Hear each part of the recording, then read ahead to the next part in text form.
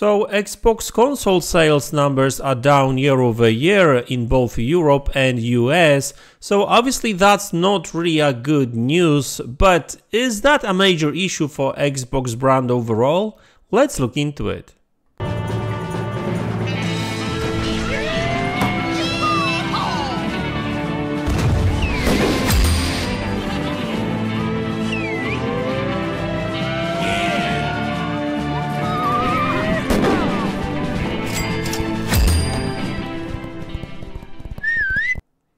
Hey guys, welcome back to the channel.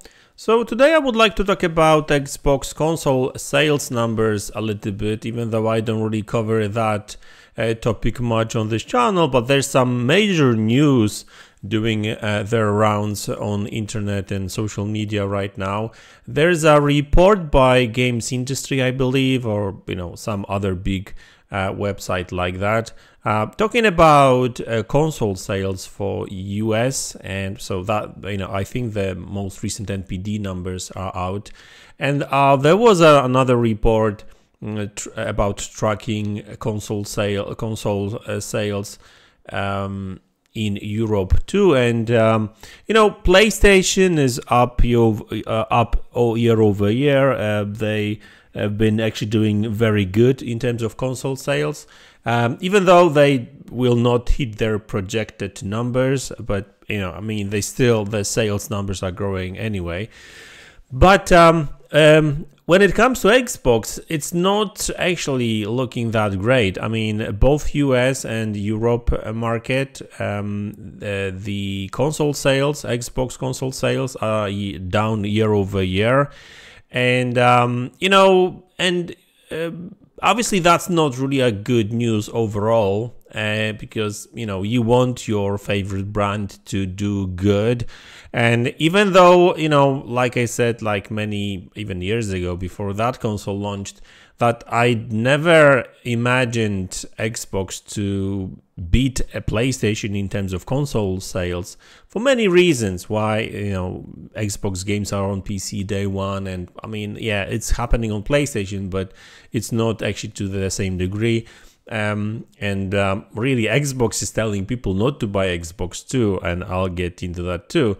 But generally speaking, I was hoping for Xbox Series consoles to do much better, especially with Xbox Series S available for $300. A lot of times even less than that, because sometimes these consoles are on sale. But yeah, that's not happening. Looks like whatever Microsoft plan was at the very beginning of the generation, that doesn't necessarily work that well when it comes to console sales.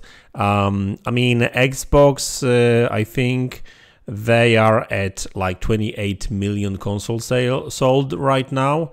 That's like semi-official numbers by VG Charts and a couple of other sources, and that's versus like 58 million or 56 million PlayStation 5 as console sold. So it's like 2 to 1 really, and but currently PlayStation 5 is selling even better, like 3 to 1, in Europe even like 5 to 1 at some places. So that just goes to show. But like back in the days, US was almost head to head, but that's not happening anymore. PlayStation is really ahead of Xbox, and but like I said, it's not even about competition with them per se. It's more about how do they do against like even previous generations, right? Right now I think they are kind of the same, but we were expecting, a lot of people were expecting Xbox to actually do better, because they've got games, they've got many studios. There was a lot of hype surrounding ABK deal and Bethesda deal, but I think couple of things that actually do hurt them a bit. Well, not a bit really, but quite a lot. First off, they don't really focus much on console sold that much, because they are looking more into at active users, and these active users, like Xbox active users, are spread out across different consoles. meaning not only Xbox Series consoles, but also Xbox One. I mean, there was a report that, you know, a couple of million people still play their games on Xbox 360 and PlayStation 3 too. Like last year, there was a report that 2 million gamers actually used their PlayStation 3s. You know, I was one of them because I'm actually still using Xbox 360 and PlayStation 3 sometimes for like older games that are not backwards compatible. So, but like, you know, let's forget about Xbox 360, like just focus on Xbox One.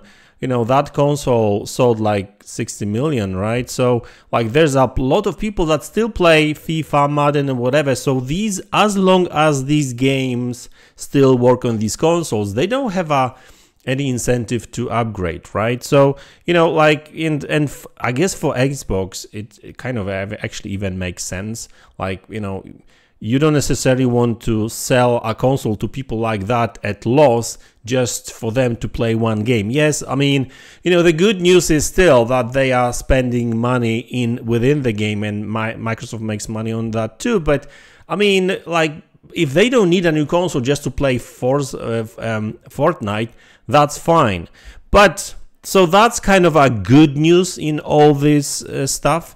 But not so good news is that if they are not selling new consoles, they are not bringing actually new users, and developers are looking at an Xbox like, well, not necessarily a dead ecosystem, but an ecosystem that they will not go first because there's more people on PlayStation, if you know what I mean, right?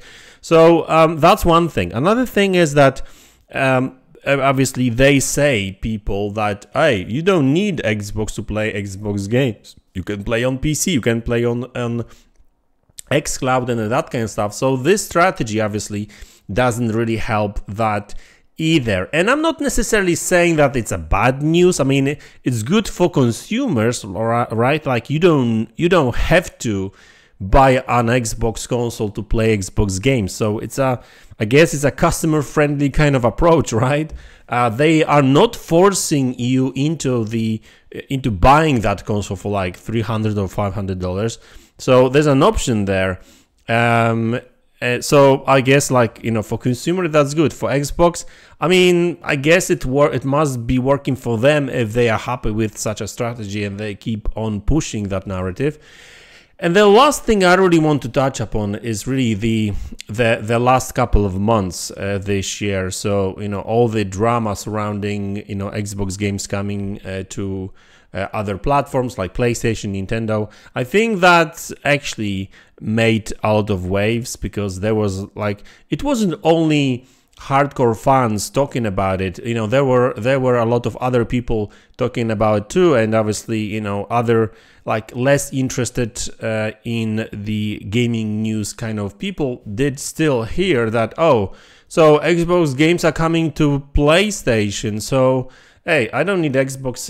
In that case, I'll just wait, right? So that plays a role in that kind of low console sales, in my opinion, too. So overall, like I would say, because I've listened to Xbox 2 podcast recently, and Jez Corden was talking about the active users, and active users for Xbox are actually growing year over year, and obviously they are tracking. He was talking about only Xbox active users, so people playing actively on Xbox consoles, no matter what consoles, Xbox 360, Xbox One, Xbox One X, and Series consoles too. So all across these three platforms, there's actually growth, right?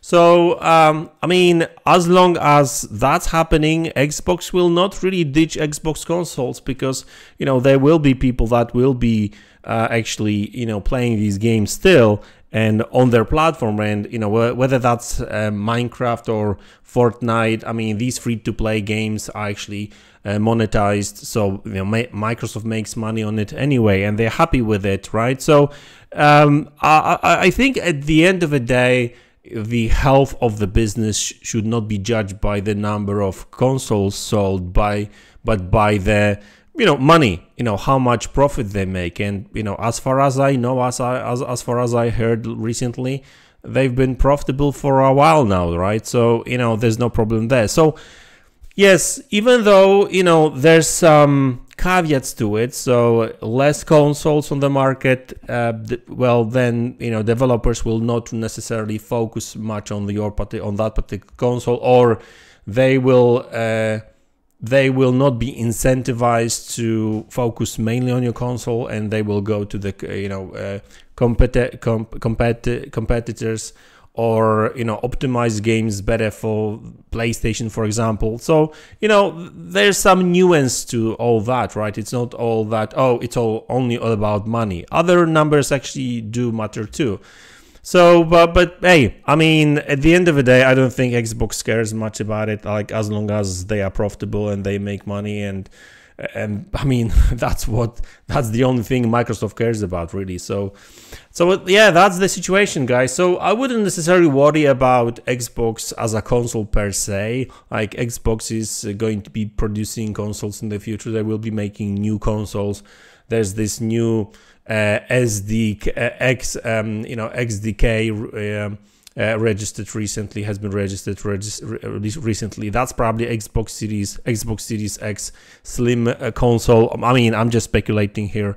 There's rumors about Xbox handheld in the future, and Microsoft is talking about next gen Xbox probably in 2026. So like, there's a lot of new Xbox hardware on the horizon to get excited about. It's just like, yeah, I mean, the sales numbers may not necessarily be the greatest, because Xbox focus is not necessarily on selling consoles per se, but it's more about like the whole ecosystem, and sometimes even outside Xbox consoles, right? So active users, I mean, now I'm talking about overall active users. So like, I think that like all across the board, like Call of Duty, Minecraft, and that kind of stuff, we're talking about couple of